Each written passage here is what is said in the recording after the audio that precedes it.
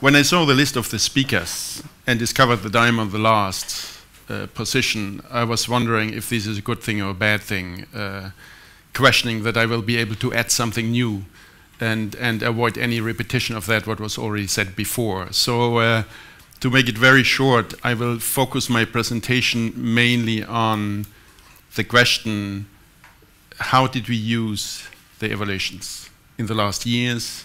Did these respond to our purposes to question ourselves in that what we are doing and to know how to improve? And then to come up with where are the opportunities but also the challenges in using evaluation findings in an ad hoc way. So to do so and to find an appropriate answer, I thought it makes sense really to start first with the scope of evaluation. That means, how are we operating? What is our business environment? How is our mandate? Before I go further on, within these given context, what were we able to measure in terms of results for assessing PBF country effectiveness and our global performance? And what could we trigger in terms of change coming from these evaluations? And then to talk about the remaining challenges. The scope for PBF country evaluations, very briefly, as I didn't know how much you already know about PBSO and PBF. The PBSO, the Peacebuilding Support Office, was established in 2005-2006 by the General Assembly and Security Council with a direct reporting line to the Secretary General as a response to the critique that the UN is not doing enough to support countries in the aftermath of conflicts. That was the starting point to say there is a need at the UN level to move forward to provide some kind of concrete support to different countries just recovering from the conflicts and being still at risk for relapse or lapse into conflict. There was also the immediate need to address funding gaps at this level. So these were the two pillars in the mandate from the Peacebuilding Fund, which was created then in 2006. So today, we are supporting around 20 countries all over the world with focus on Africa, some countries in Asia, one country, it's Guatemala in South America. So clear focus on African countries to meet these two requirements within the mandate. Our institutional arrangements are the following. We are a global fund.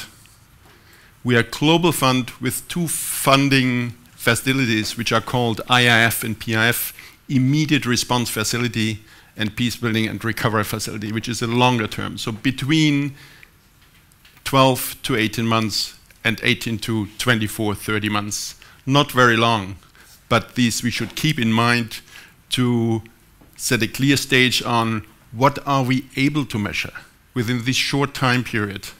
And in particular in the context of, since we were founded from 2005 till 2013, I count on your understanding that we are still in a very young stage and would have need much longer timeline to really not only to be able to measure results, but also draw lessons learned, as this was the main topic for this seminar. So sorry when I can't meet your expectation in this regard, but again, I will focus on immediate change attributable to take into account the findings from our external evaluations.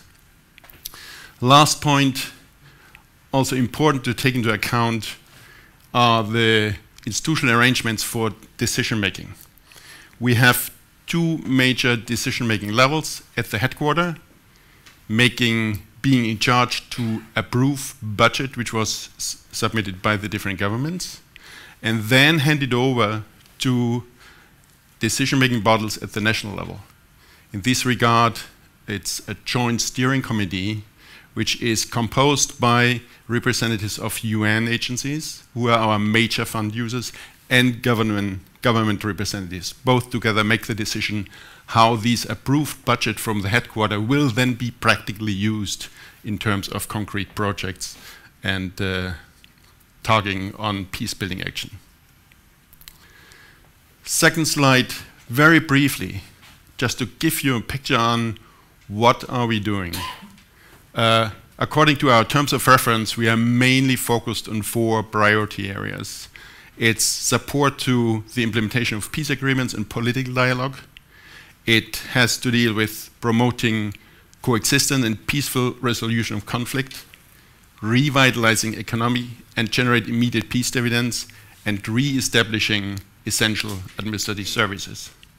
When you see this large scope of intervention, it's a poor challenge.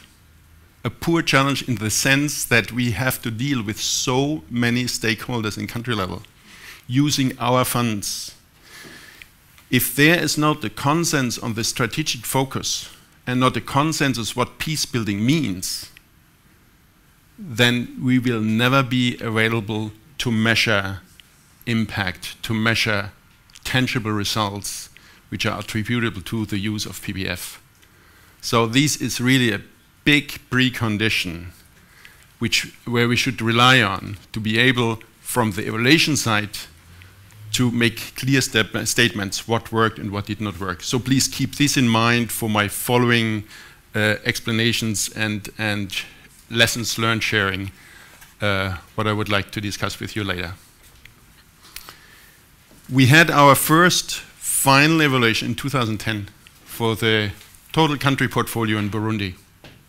And I take this as a concrete example because this was really the starting point to think about internally at PBSO what worked and what did not work. How are we doing at the current stage? And there were a very mixed picture. And this picture has been repeatedly documented in all the other evaluations which we did over the last 10 years, over the last 2 years, not 10 years. That would be even pre-imperial, so before birth. So this is not valid now. But coming back on this evaluation in Burundi, it helped us highlighting what is the added value from PBF at 2 levels. For the total, for the entire portfolio, with these 15, 20, 25 little projects which we were funding with PBF in the hand of different UN agencies, to say all these projects, what is the added value, what did we achieve, and then going on the lower level to the project level, to the level of fund users and implementation agency to see each project, how did it contribute to the peace building process. So these were the 2 levels, 2 views, 2 perspectives which were adopted as a basic methodology besides OECD DAC evaluation criteria, besides unique standard and norms. But to keep in mind, there we need to know, if we want to improve, how it works and what does not work. So in this regard, just having the added value from PBF in mind, it was very clearly pointed out in Burundi that catching the right momentum to intervene, to make very speedy, a very quick decision making at the headquarter level to the response of the government in Burundi is crucial for the effectiveness of our intervention. Catching the right momentum, that was something really an eye-opener. Enhancing the coherence of UN agency in their support to peace-building efforts of the government. I think the fact that PBF could be used in the hand of different UN agencies, where each one had its own added value, its own comparative advantage, opened up the scope to achieve much more than an individual UN agency is able to do. To achieve programmatic results, to achieve outcomes which are complementing each other, there's some kind of synergy in it. Clearly positive aspect for PBF to demonstrate here is our added value, here is our added value in these institutional arrangements that different UN agencies can use our funds. Under these conditions, to provide a programmatic response to conflict dynamics, I think Cedric said in his introductory words, it's so complex, it's so many factors playing on the ground.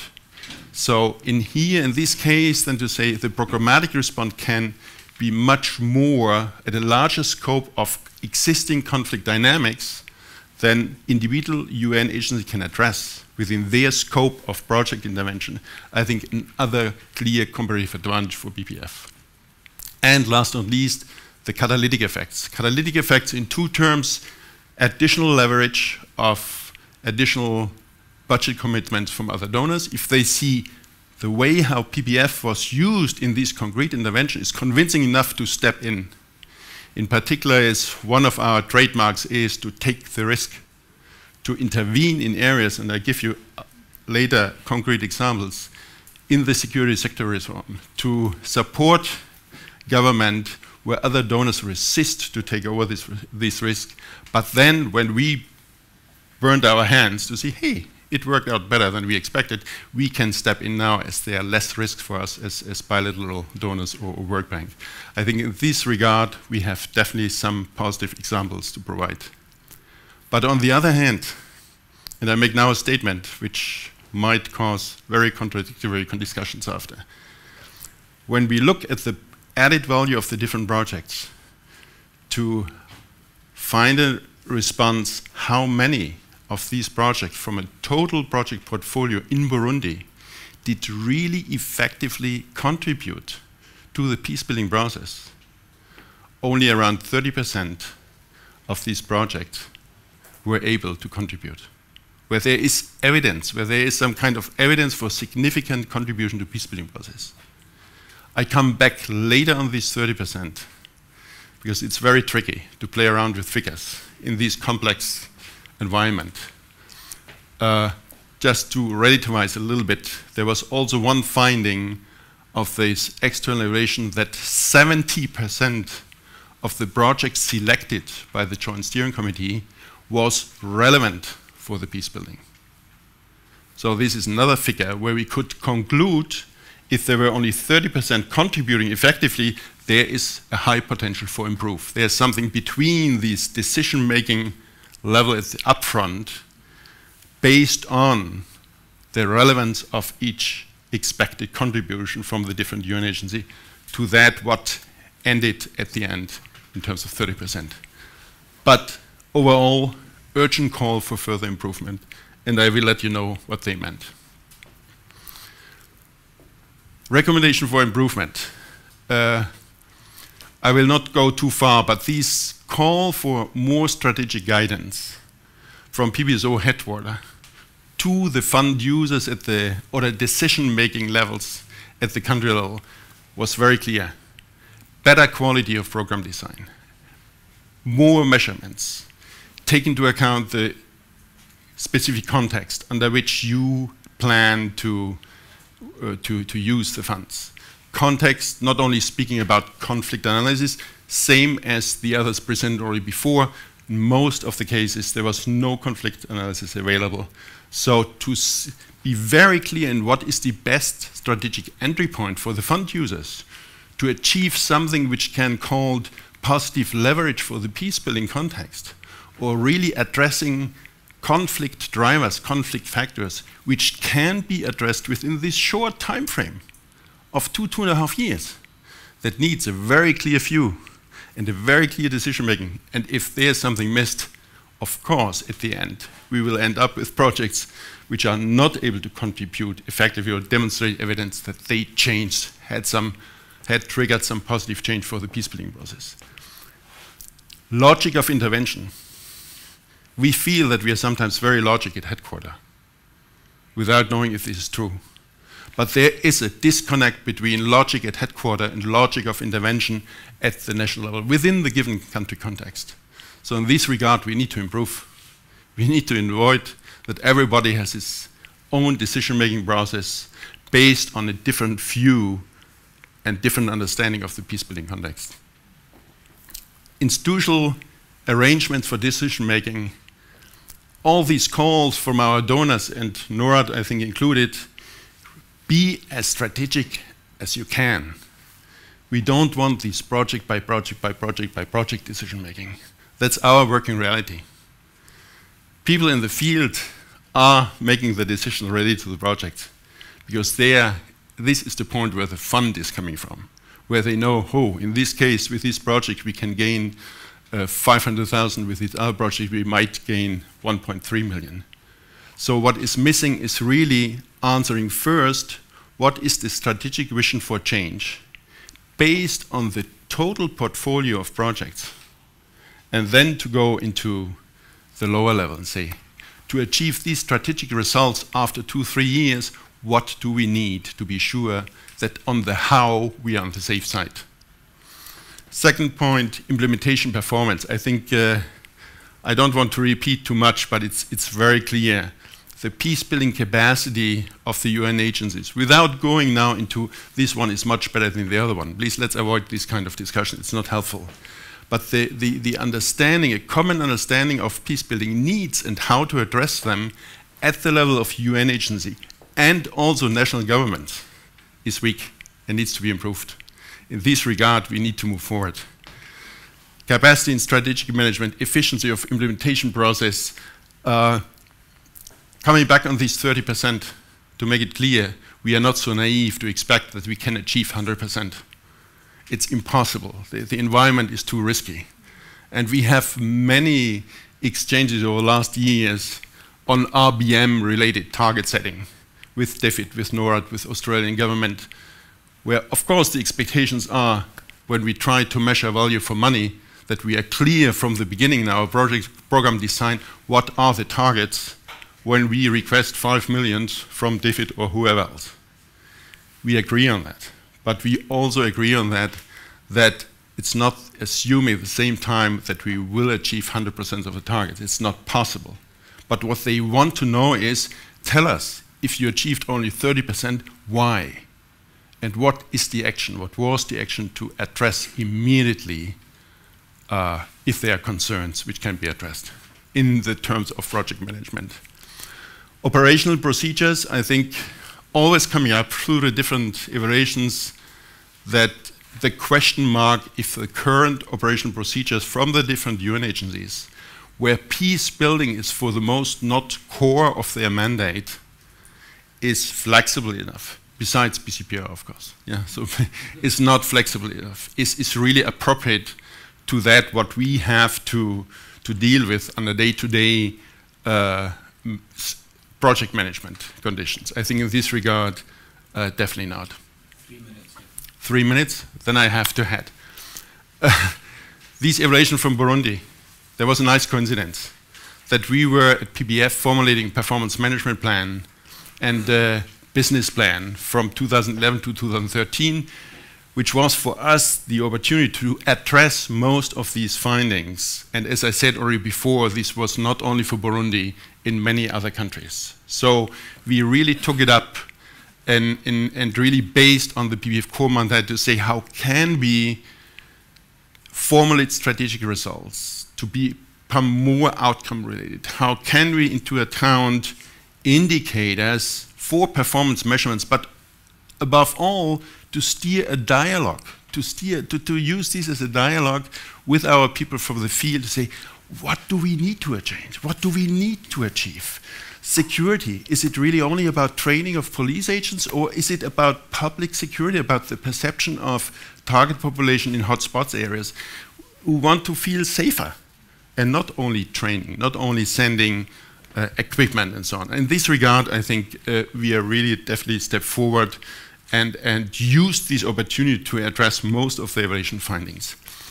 So this performance management plan was rolled out in mid-2011, and external evaluation was one of the major sources of verification. On advice from our advisory group, they said, no perfection of indicators, roll it out and try to get the information together to see if these indicators are country relevant within the country-specific context or not. And I think in this regard, we did a lot of progress. Measuring results, based on this rollout of this performance management, of this global results framework, we were able to really steer our external evaluations towards these indicators and saying, measure that what the total portfolio in the different countries contributed to, or on the lower level, what each project was contributing. So in this regard, I think we have positive respect that in some countries, we were definitely contributing to public safety improved. We were definitely contributing to reconciliation of at local level with a higher result, higher outcome achievement during key events like the election. Sierra Leone, we are now in a stage that 3 elections in a row were conducted peaceful. Final vote accepted. And we know that this is somehow linked to certain project activities, not only ensuring public security during the election process. No, non-state actors, this was the last phase, were integrated, were active partner to prepare the electoral process, to prepare the elections with a positive effect that it worked. So in this regard, I think we have definitely positive examples which we could show. As I'm now under time pressure a little bit, let me move forward. Another dimension how we used external evaluation findings, that we say we want to go from country level results to the global level and use these assessments of the added value of project towards peace building in an aggregated form to know then in this thematic area how much of these projects overall were contributing to peace or not. So we are coming up, when you see here on the total, to these 31% of projects which were funded in the different specific areas. And out of these total projects, now in public security increased, 29% were successful. In rule of law, 26. In ex-component successfully integrated, 40. So you see somehow a high variation of the figures. And these figures dating from 2011 were for us the starting point to establish a baseline against which we were now able to measure change at the country level and global level in the different thematic areas where we are intervening. Very sensitive exercise. Innovative, jumping into the cold water, not knowing if it works, but it helped, at least at the global level, from the strategic level, to say, wait a minute, here in this area, public security, what kind of funding facility was used? Oh, these were mainly these IIFs responding very quickly to response of the governments with a short impact or visible impact compared to reconciliation, for example, where we need much more time, where much more factors are playing together. So these we can use then not only to assess our global performance, but also then coming back to the different fund users and say, hey, look, you have some projects which did not achieve that, what we expect. What do you think? Let's sit down together. Let's steer dialogue about it.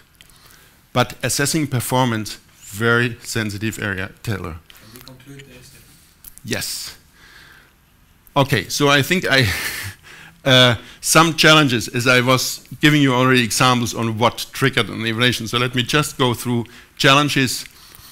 Quality assurance in advance, upfront, precondition for evaluability of PBS added value. I think it's, for us, the question of what is the trade-off between insisting on a good quality of the program design at the point of the budget approval, to say, do you have a conflict analysis? Is that what you have formulated as a results framework really realistic, and the response to that, what the conflict analysis needs to be done or not? There is some kind of a trade-off issue between quality assurance and speed in decision making, not to lose the momentum.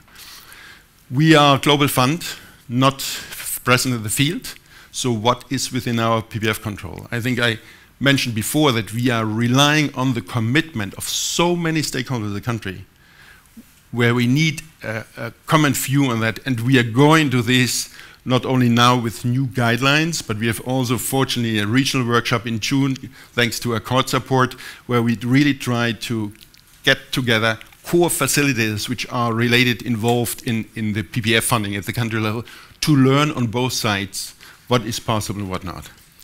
Measuring results, quality of independent evaluations, I think we agree that we need to improve. It's an incredible challenge to be able to measure our results under the conditions we are currently working.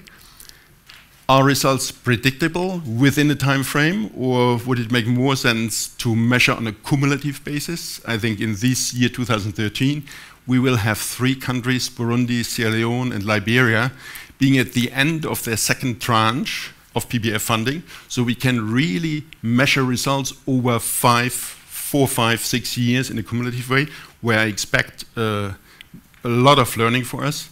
And how reliable are perception surveys? I think perception surveys, we need them to get the view of the final beneficiaries, but tell us, who can tell us how reliable they are when I do a perception survey in the year 2010 and again 2012 or 2015? Is there just a zigzag, or is there some kind of linearity, cohesion between the different statements which we can? And this is the last one. Yeah, these 30%, coming back again. We don't know, is that good enough or is it underperforming? How much space do we have to improve? Nobody can tell us what within this fragile environment means a good performance or underperforming. 30% sounds not as bad. For some people say 30% only. Others say, what, so much? We had expected more likely 10, 12. We don't know, but in this regard, I'm very optimistic that based on the experience, practical experience over the last 2 years, that we will come soon to a conclusion to get a clearer picture about it.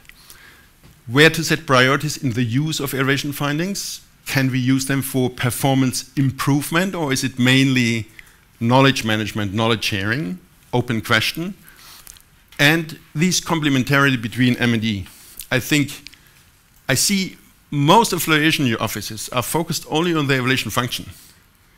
From our side, we are making now more and more efforts to be able to ensure better use of these independent evaluation findings to connect more and more with the people who are in charge to monitor between budget approval headquarters due to a better program design and before the final program evaluation shows up. So in this regard, I think we need a strong partnership between the E and the M, and I think it's possible without threatening the independency of the evaluation function. Thank you so much. Thank you very much, Stefan, and also to our colleagues from the